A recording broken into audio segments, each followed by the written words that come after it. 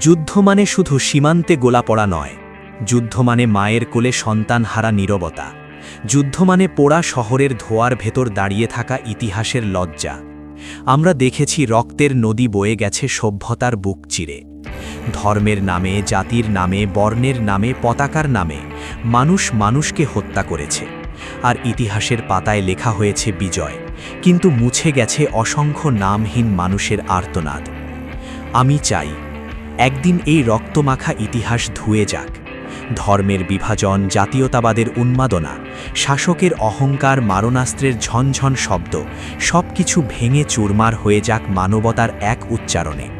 একটা নতুন পৃথিবীর জন্ম হোক, যেখানে মানুষ পরিচয় দেবে না তার ধর্ম দিয়ে, না তার জাত দিয়ে, না তার পাসপোর্ট দিয়ে। সে বলবে শুধু আমি মানুষ।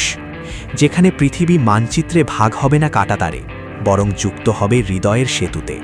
যেখানে কোনো শিশুকে শেখানো হবে না ঘৃণা, বরং শেখানো হবে সহমর্মিতা। যেখানে সেনা শিবিরের জায়গায় দাঁড়াবে বিদ্যালয়, মিসাইল কারখানার জায়গায় গড়ে উঠবে গবেষণাগার।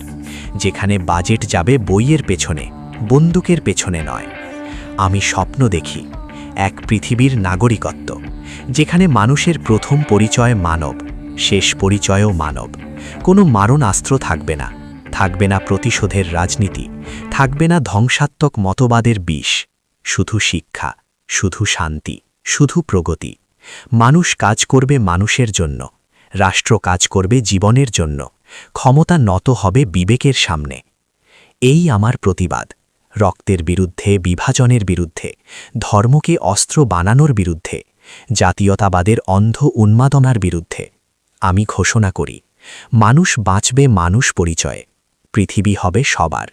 ইতিহাস আর লজ্জায় কাঁদবে না, ইতিহাস গাইবে মানবতার জয়গান। যুদ্ধ থামুক, ঘৃণা থামুক, মানুষ জাগুক। এবার পৃথিবী বাঁচুক শুধু মানবের জন্য। মানব। রশিদ ভাই, 236।